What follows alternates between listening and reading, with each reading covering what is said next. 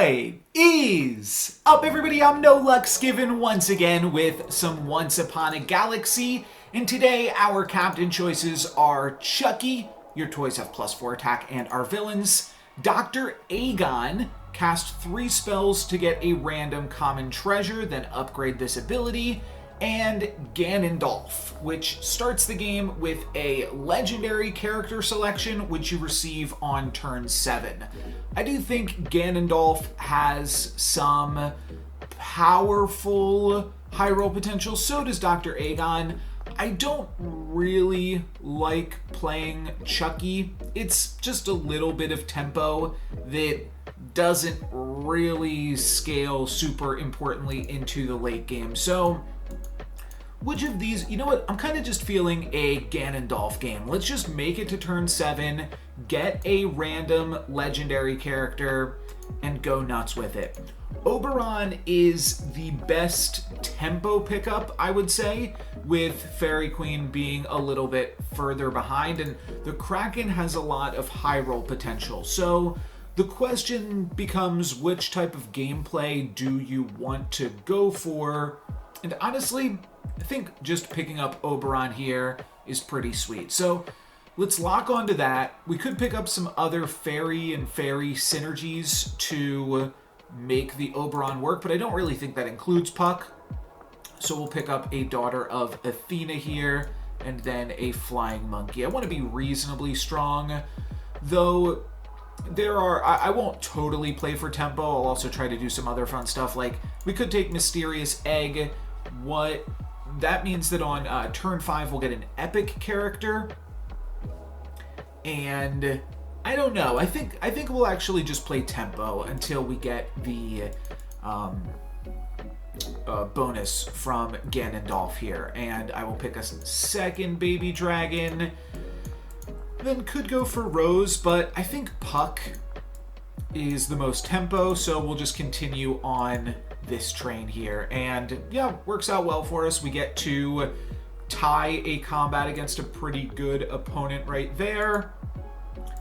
I will probably go for Katamari, complete this treasure, or complete this quest rather. Pumps up the baby dragon to start getting some treasures. I do like Rudolph though too. And we have Puck, which is also good with Rudolph. I'll take Rudolph. Let's do it. So yeah, Jack in the Box is now really good with this. And I think we're a little bit weak right now, understandably.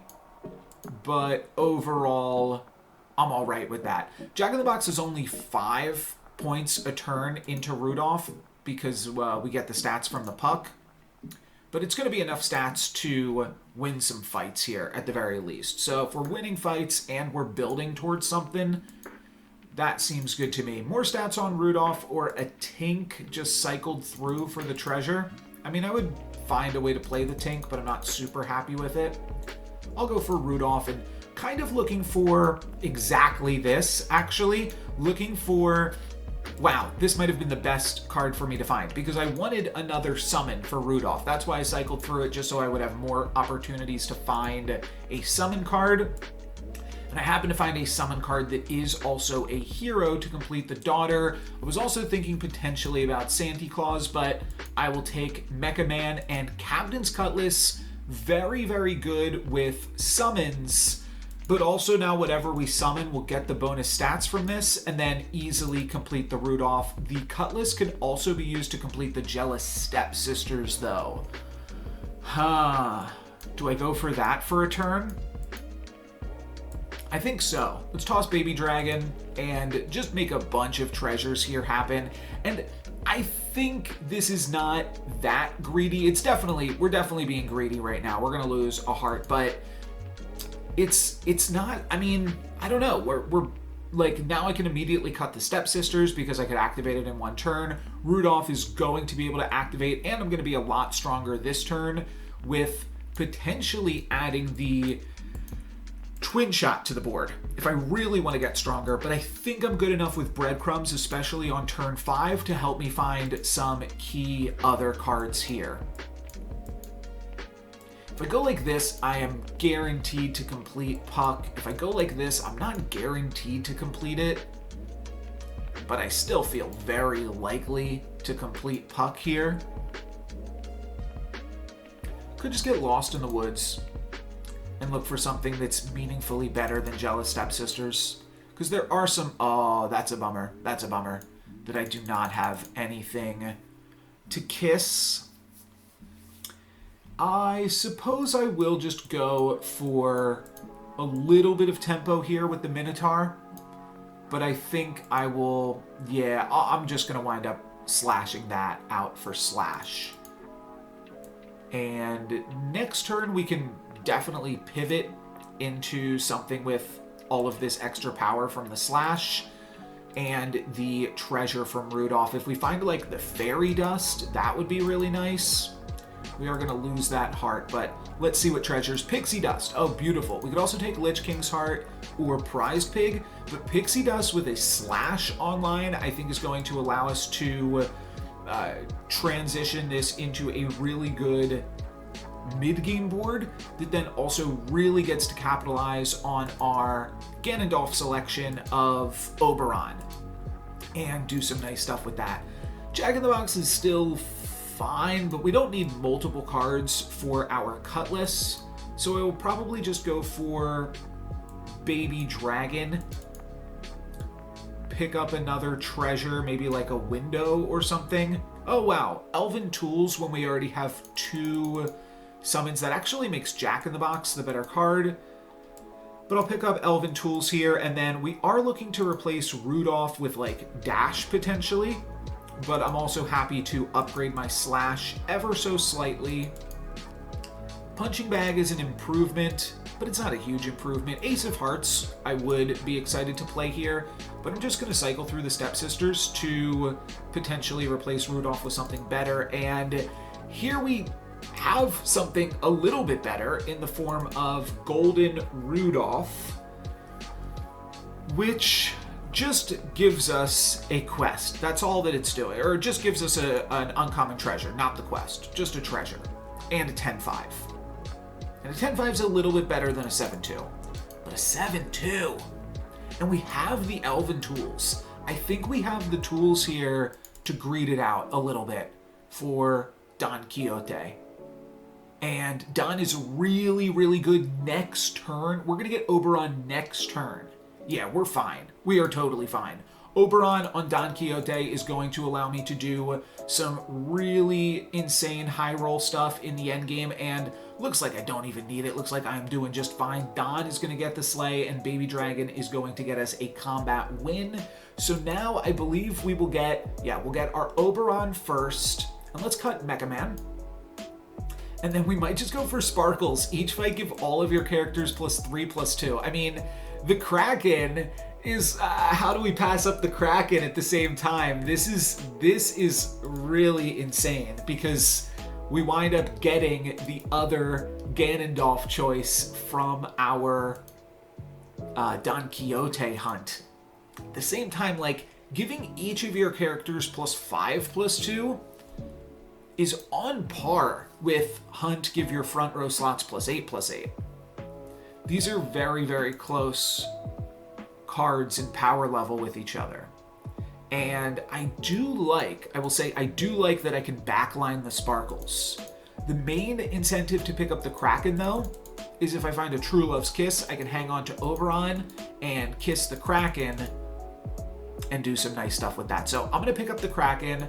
I am awkwardly probably going to backline Jack in the Box so that I can keep Slash in the front. And I've got another option here, Sugar Plum Fairy or Lightning Bolt, but I think I'm plenty strong enough. Let's pump up the shop a little bit more with this Sugar Plum Fairy, because we'll get all of these Slash and Sugar Plum stats onto whatever legendary card we just got from Don Quixote. We're going to take a little bit of damage here, half a heart, not too big a deal. And if I ever want to just like get a bunch of tempo, I think I am here. I mean, Nessie's just too big to fail here, so I'll pick up Nessie, I'm going to backline the slash, which I hate, but it doesn't seem like there's much more that I can do. Fairy Godmother doesn't do too much for me at this stage. Daisy Jones is reasonable. About the same as Fairy Godmother, but a little bit bigger. But it's also not like I don't want to swap out any of these cards. So I'm just going to cycle through a shop here. 10 million Fireflies. I mean, it pumps up these two cards if I just play it and cut it. I could just cut the slash at this point. I'm getting below half health, and I would really like to win this fight specifically so that I can heal myself a little bit. I'm going to keep going for Don on the first attack. I possibly should have gone for Kraken first attack on that last combat, but this time I will, I think, be able to get a secret rare character from Don.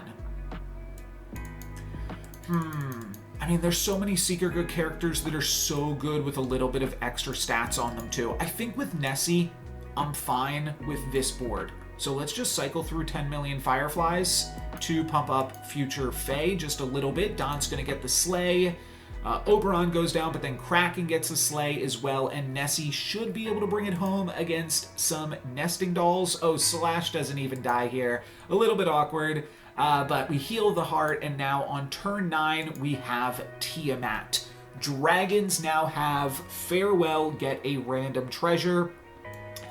That is quite good. I think it's better than Slash, and awkwardly, we don't have any other dragons, but I'm not sure that there's really any way to remedy that. I'm just going to give Don some happily ever after, and we will move into combat here. We're looking pretty strong. Kraken just barely survives, so that's awkward, and Nessie won't be able to get a 2-for-1, so we'll take a half a heart of damage, but we also got a Merlin's Tome, which competes a little bit with our breadcrumbs. I think that means I don't know how this works now. Do we always see the legendary spell first and then we see the breadcrumbs second? If so, that's actually, like, much better. Because now in the first shop, I can pick up the secret rare from Don, and then I can go and pick up the breadcrumbs if I don't like the second shop, whereas I was kind of wasting the breadcrumbs here. Ghost armor onto Oberon is probably good. I gotta figure out if I'm cutting the Kraken or if I'm cutting Nessie, and I think because it would be a backline Kraken, I'm just gonna cut the Kraken for Nessie here and play Ghost armor. Puck, not super exciting. Pan Shadow, not really relevant stats onto Oberon, but I think I'll just cycle. And then I guess I'll cycle the Kraken here too. No dragons. Would love to pick up some dragons for Tiamat, but short of that, I suppose I'm just cycling through some shops here. I'll throw a little bit more stats on Ghost Armor because those stats will get... We're going to have enough attack on everything, though. It's just about health, and that hit is really awkward, but not that awkward if everything just trades. And Puxatawny, the Tiamat somehow surviving and being able to have Puxatawny attack into it was really, really crucial. Now my first character has +5/+5. At some point, I want to put the Ghost Armor in that first slot then. And honestly, that point might be now. We also have Paul Bunyan, which is just better than Nessie in terms of a tempo card, so we'll take it. I still don't feel like we've got like insane stuff going on here despite having 3 secret rares. I feel like I want to get a little bit more value out of Don. I will also take this opportunity to silver my entire board. I really like silvering secret rares because then you can potentially swap them out and with Midas's Touch, make them gold, because otherwise they're a little bit hard to make gold. So happy to pick up Long John Silver. Not as happy to lose a fight and not get the hunt with Don. A little bit of extra stats here with double and double. seems fine. But we could cycle through this as well. I don't think we're ever losing our fights in a huge way. Let's just cycle through this. I might try to get one more hunt with Don, just because, as weird as this sounds, I don't really have like an insane build right now. Maybe that's wrong. Maybe I should be looking to cut Oberon. Maybe Don just has enough stats. Ghost Armor has enough attack.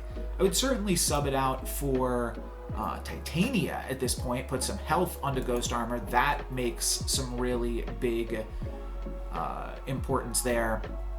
So Ghost Armor, if Ghost Armor had landed on Oberon by now, I think I'd be more likely to keep it. Merlin is also a really nice way to get some additional stats onto Ghost Armor and start really popping off. Just because health winds up being much more important at some point. There's diminishing returns on attack. You're just going to tie every fight. But if you want to start winning the fights, you might need to pick up a Merlin. So let's do that. I'll pick up a Golden Oberon if it comes back around. But for right now, let's just get all hands on deck and give Ghost Armor a little bit of health. Like I said, I do think I want to start putting it in this front slot. But if I can get one more cool hunt from Don Quixote here and do something fun with that, I think that will be pretty sick. Just have to battle through this Moon Shadow. That could be a little bit tricky. Yeah, with all of this range, we're going to lose our penultimate heart there, which gives me the opportunity to go for Ace of Hearts for free. But I don't think I can turn down Pirate King. This is an insane card. This is a card that will make me go from 0 to hero real quick here. I'm going to put Paul in the front as well. Cut Don Quixote, even though it has an insane amount of stats, or cut Merlin, just because I'm down to my last heart. That's tricky. You know what? I'm going to keep Merlin, and here's why. After our legendary spell, oh, we don't get a breadcrumbs. Shoot, I thought I was going to get breadcrumbs there. Well, I guess this just replaces this. You either get this or this, and once you get Merlin's Tome, you're no longer getting breadcrumbs. That's a little bit awkward. But now I guess I will undo that mistake by picking up Don here and grabbing a rare treasure alongside him. Hunter's Horn on Pirate King. Wow. So now I'm doubling my hunt abilities, which means I get to give all of my characters plus 30 and an additional plus 16 from these double hunts. Yeah, that's wild. And then Tiamat gives a little bit more stats even so. I'm up against Sir Francis Drake, and there's only a 1 in 3 that I'm able to hunt here though, so I'm unable to get it done, but Paul Bunyan is going to grab a 2-for-1, and then Tiamat is going to trade, so I only lose half a heart. But this is not going to be as easy as we thought. I'm somewhat tempted for Merlin, but I think I need to stroke here. And Long John's pumps up the Pirate King while not costing me too much. And then I suppose I'm just going to go for Lightning Bolt after that. This is scary. This could be the end of a run, which will be sad because we've done some really cool stuff here. But like I said, I wasn't confident in just like letting it lie because we've got some really powerful opponents here. I need to get this hunt with Pirate King. That will pump up the Ghost Armor more than the Dracula's Fangs will. So I'm going to keep Pirate King in slot 1. It's got a 66% chance to get the hunt off if we get first attack. Now 50-50, it misses and attacks into Phil, and then Phil's going to resummon. This was a brutal string of attacks. We are going to get one more secret rare character here though. Wow. And it's the golden Ghost Armor. I didn't even realize this. I didn't even realize that you could actually get the golden secret rare characters in the shop. In all of my games of Once Upon a Galaxy, this is my first time actually getting this. This could save us. I thought there was no way we get saved here. this won't matter. I think the luckier chest won't even trigger, but the fact that we get a secret rare treasure from this could be huge. I gotta think about what I would even want, because I don't think I want the world shrub. I don't have any. Yeah, we kept on our lucky chest. That's really cool. Ring of Power currently pumps up ghost armor. Wow. Pumping up ghost armor for the next 2 fights is actually huge. You'd never think that your smallest character is a golden secret rare, but in this case it is. World Shrub, all that does is like give my pixie dust, give Pirate King +17/+17 instead of the current stats. No, I've got to go Ring of Power here, and I have to keep this exact board. As much as I would love to get all of these ghost armor stats doubled onto Blind Mice instead, I've got to roll with exactly this shop. And I'm just going to throw Blessing of Athena onto ghost armor here, I believe. There is some temptation to put ghost armor in the first slot, but I think this is going to be all right. 3 hearts up against King Midas. All we need to do is clear 3 of their characters. Paul should be able to clear 2 of them, and then whatever the ghost armor lands on can hopefully clear 2 as well. I'm not sure Pirate King. Yeah, Pirate King is done hunting. Paul is insane, though, at this stage of the game at helping me get some additional stats and stay in it. And we clear enough of their board to stay alive for a turn, and Don is now going to give me Golden Paul or Golden Tiamat, but it has to be Golden Paul. I mean, Tiamat's not even good. Paul, though, becoming twice as big as the largest enemy can definitely be some scam. And then what do I want on the secret rare? I'm not even sure. Trifork for next turn? I mean, that sounds ridiculous, but yeah, I mean, maybe. We've not gotten a single slay with Pirate King either, a single hunt rather. Oh wait, doubling cube. Oh my gosh. No wait, doubling cube is insane for Ghost Armor and Paul Bunyan. This might actually win me the game. Oh, I don't want to get too excited here, but this is really good. Now I've got an interesting option because because right now because we just doubled the ghost armor, which was definitely right to do, but because of that, not the Dracula's Fangs, the Ring of Power is now pumping up Pirate King, which it's not going to hunt. We got to give up on the Pirate King dream at this point, but we can pick up Medusa, which is brilliant scam. We don't want the ghost armor to land on Medusa. That is the awkward thing to care about here. But barring that, I think we are looking good. The Ring of Power is going to go on Medusa and be a total loss, but I think that's fine. There is one other option here, is that we could greed onto the ghost armor, but I think the additional scam of Medusa is going to be pretty important. Paul Bunyan, absolutely massive. They take out my ghost armor. That gives me a big Don, which unfortunately does not get to hunt, as we were too strong with our insane Paul here. Could pick up Don, or the Kraken, I mean, but we're just going to stroke. We're going to take use of that legendary spell. This time we did get a Lost in the Woods, so I'm not sure. Maybe I'm misunderstanding that mechanic. It is possible.